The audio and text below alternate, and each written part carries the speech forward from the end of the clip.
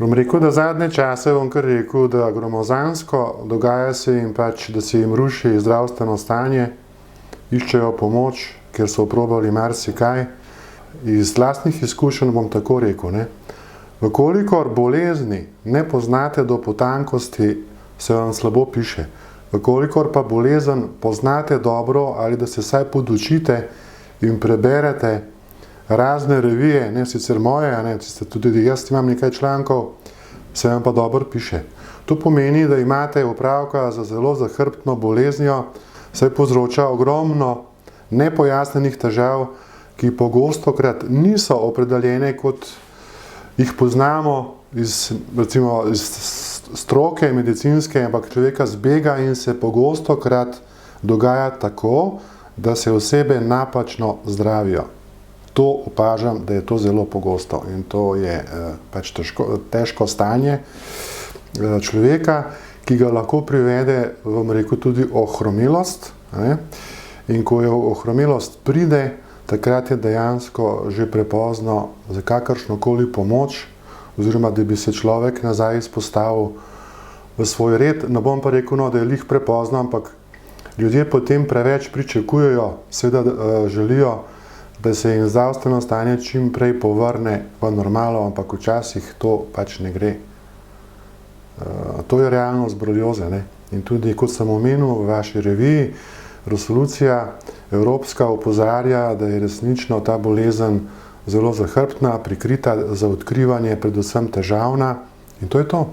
To sem rekel, ne, da je treba imeti res veliko znanja o tej bolezni in če ga poznaš, to bakterijo, si zmagovalec. Namreč tudi sam, ko sem se spopadal z njo, se mi je bolezen v kratkem času povrnila.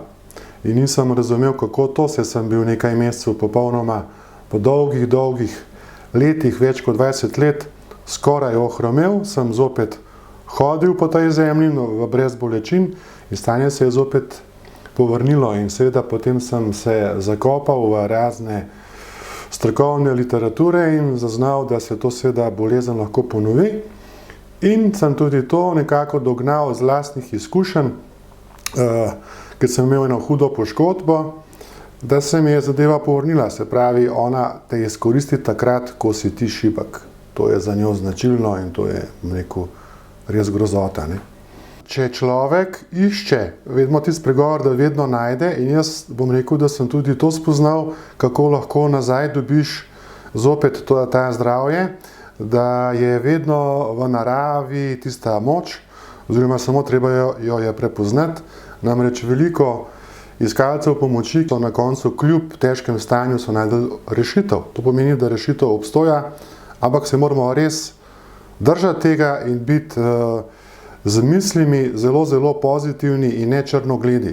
Zato vas vse pač spodbujam, da obstoja seveda rešitev, proč za slabimi misli, jaz ne zmorem ali to bo mene sesulo, jaz vedno rečem, dajte upoštevati vibracijo z pozitivnimi misli, se to vpliva na celotno telo in vsak pozitiven človek, vidim, ki dobro razmišlja in hoče dobro razmišljati, mu prej uspe se pravi, ozdravitev nazaj, kot pa tisti osebi, ki govori, da ne zmore, da bo to težko ali celo morda celo noče, da mu to ustreza.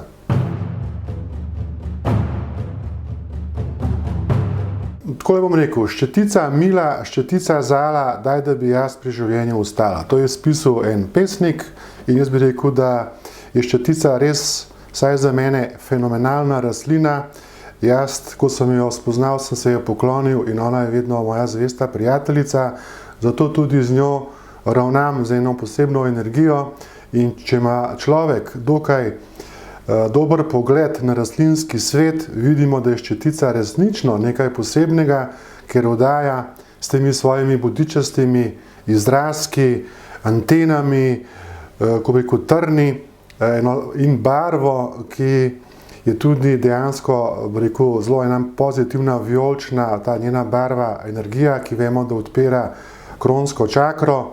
In če mi znamo to rastlino zaprositi za pomoč, verjemite, da nam to ona zna tudi nazaj povrniti. In bom rekel tako za zaključek, da moje oči vidijo velikokrat tudi to, Če pogledamo ščetico, ona cveti v obroču oziroma kolobarju, kot ste navajeni rek, se pravi, ko nas ugrizne okužen klop, se nam pojavi obroč. In ščetica v poletnem času, ko cveti, ravno cveti v obroču. In če pogledamo te njene antene, ko jih ima, oziroma te nogice v samem cvetu, so te nogice podobne klopu. In če imaš za to oči, vidiš, da te sama rastlina kliče, glej, jaz sem pa za to stvar dobra. In primer, pegasti badelj, vemo, da je tudi najboljši za jetra. In če pogledamo liste, strukture listov pegastega badelja je kot oblika naših jeter. No in tako je narava res zelo skrivnostna, ampak če imamo za to oči, tudi znamo to recimo razbrati.